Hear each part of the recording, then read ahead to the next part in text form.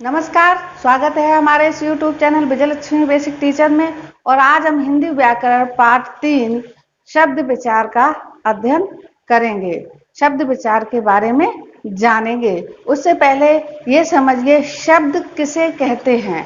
इससे पहले आप वर्णों का अध्ययन वर्ण विचार में कर चुके हैं। अब हम अपना नेक्स्ट चैप्टर शब्द विचार में शब्द की परिभाषा को समझते हैं। शब्द दो या दो से अधिक वर्णों के मेल होने पर या उनके जुड़ने पर, मिलने पर एक सार्थक अर्थ निकलता हो, ऐसे समूह को शब्द कहते हैं। इधर बोर्ड पर आप ये शब्द की परिभाषा लिखी हुई है, इसको आप अपनी कॉपी में नोट कर लीजिए। और उदाहरण के तौर पे ये एक शब्द लिया है घर। इसको देखिए, मैंने जैसे कि बताया दो या दो से अधिक वर्णों के मेल से, तो इस घर शब्द में कितने वर्ण हैं? अ प्लस र प्लस अ। तो आपने देखा, अगर हमने इसमें से स्वर भी निकाल दिए और व्यंजन भी अलग कर दिए तो 4 वर्ण हो गए। कितने हो गए? 4।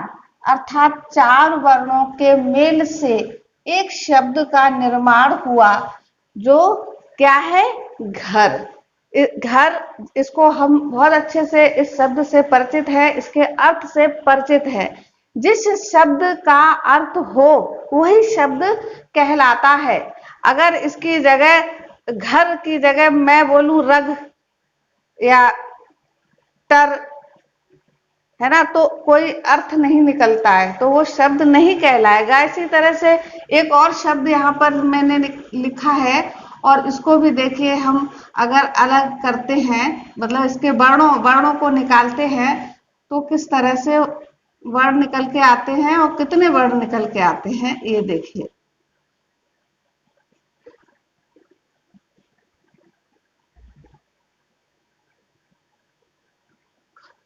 इसमें भी देखिए कर, और इसमें से स्वर निकाल दिया दूसरा वर्ण, और फिर उसके बाद ये इसका दूसरा वर्ण अक्षर है म। माँ में भी स्वर निकाल दिया, और नेक्स्ट है ला में भी स्वर निकाल दिया। तो इस तरह से ये कितने वर्ण हो गए? 6 वर्ण हो गए। तो 6 वर्णों के मिलने से एक शब्द का निर्माण होता है कमल।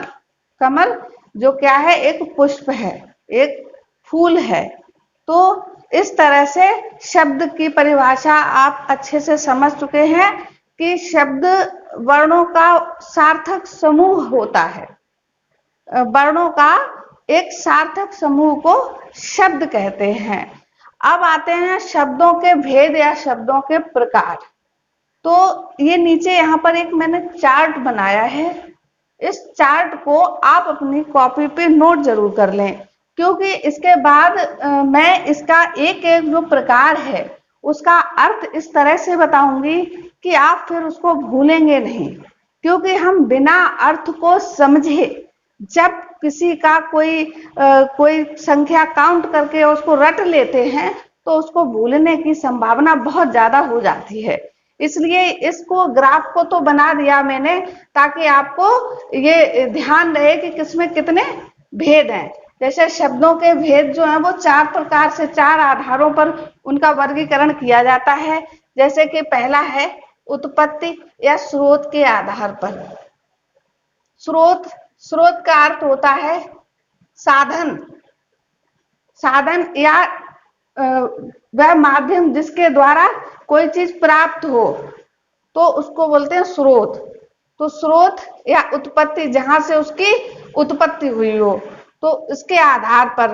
तो अभी मैं शॉर्ट में बता दूं आपको कि उत्पत्ति या स्रोत के आधार पर शब्दों को 5 भागों में बांटा गया है।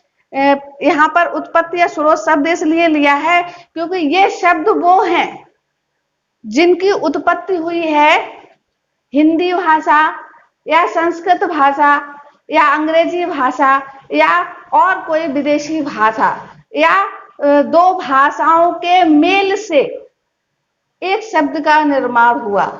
तो इस तरह से इसको स्रोत या उत्पत्ति का आधार माना गया। जैसे कि संस्कृत भाषा किसी शब्द का स्रोत बन गई, हिंदी भाषा किसी शब्द का स्रोत बन गई। तो इसलिए इसका एक जो आधार माना है शब्द के भेद का, वो है उत्पत्ति या स्रोत के आधार पर, जिसमें आपके ये 5 प्रकार होते हैं: तत्सम, तद्भव, देशज, विदेशी, संकर शब्द।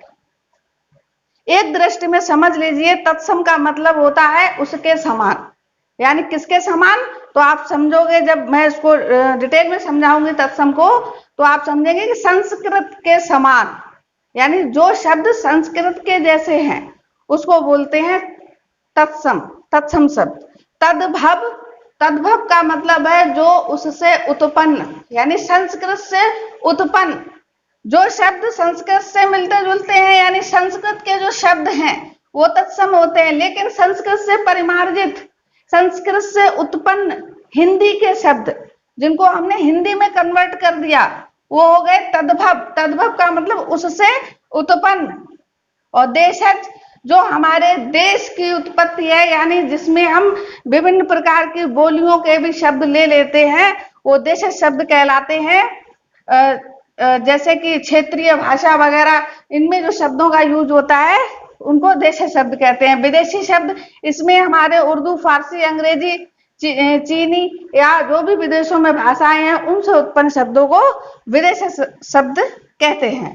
संकर शब्द वो होते हैं जब दो भाषाओं के मेल से एक शब्द बनता है, जैसे रेलगाड़ी, सिनेमाघर, रसोई घर, सिनेमाघर, हाँ रसोईघर नहीं सिनेमाघर।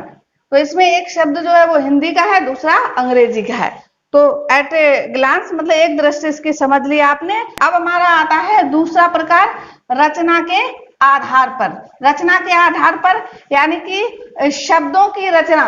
शब्द जैसे कि 2, 3, 4 वर्णों से मिला हुआ शब्द, वो 2, 3, 4 वर्ण कैसे हैं?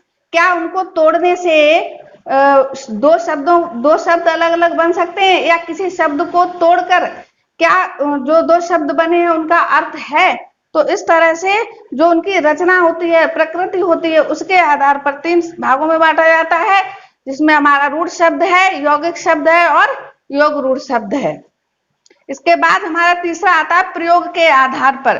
प्रयोग के आधार पर किसी शब्द का प्रयोग हम करते हैं तो उसमें कोई विकार उत्पन्न होता है। तो क्यों होता है विकार? यानी कमी उत्पन्न हो जाती है। और अविकारी शब्द यानी विकार उत्पन्न नहीं होता है।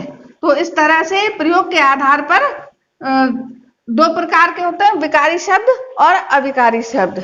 आप एक बार फिर से समझ लीजिए, विकारी शब्द और अविकारी शब्द। विकारी शब्द मतलब जैसे किसी शब्द के आगे या पीछे कोई अन्य शब्द लगाने अथवा न लगाने से उसमें कोई विकार उत्पन्न, यानी कोई कमी होती है या नहीं, उस पर कोई प्रभाव पड़ता है या नहीं, ऐसा शब्द विकारी शब्द कहलाता है। अगर प्रभाव पड़ता है तो वह विकारी शब्द है, और अगर प्रभाव नहीं पड़ता है उसके आगे या पीछे कोई भी लिंग या क्रिया या वचन लगाने से, तो वो कहलाता है अविकारी शब्द। अब हम आते हैं अर्थ के आधार पर। चौथा प्रकार जो है शब्दों का, वो है अर्थ के आधार पर। इसमें बहुत सारे शब्द आ जाते हैं, जैसा कि एकार्थक शब्द। एकार्थक शब्द यानी ऐसा शब्द जिसका एक ही अर्थ हो। अनेकार्थी शब्द जैसे एक शब्द के कई अर्थ हो, जैसे अंक। अंक मीन्स संख्या भी होता है, अंक मीन्स गोद भी होता है। ऐसे अनेकार्थी शब्द। ऐसे पर्यायवाची शब्द यानी अर्थ एक ही है लेकिन उसके शब्द बहुत से हो जाते, रूप बहुत से हो जाते, वो पर्यायवाची शब्द कहलाते हैं। ऐसे ही विलोम शब्द। विलोम शब्द यानी विपरीतार्थक शब्द, यानी अपोजिट वर्ड्स, उसका उल्टा। अब है 5वां श्रुति सम भिन्नार्थक शब्द। श्रुति सम भिन्नार्थक शब्द कहते हैं सुनने में समान हो लेकिन अर्थ अलग रखने वाले हों, अर्थ में भिन्न हो। यानी समान का मतलब जिसकी तुकबंदी होती हो, तुक मिलती हो। नेक्स्ट आता है हमारा वाक्यांशों के लिए एक शब्द, यानी एक पूरा वाक्य। जैसे कि उदाहरण के लिए ले लीजिए, जो सब जगह व्याप्त है, अर्थात ईश्वर। इसके लिए एक शब्द आएगा सर्वव्यापी। तो ये क्या होता है, वाक्यांशों के लिए एक शब्द। तो आपने इसमें ये शब्दों के भेद प्रकार आपने जाने, जो 4 प्रकार के होते हैं। अब इसको थोड़ा विस्तृत रूप से हम समझ लें, ताकि इनका जो वो रूप है उसको भूल ना सकें।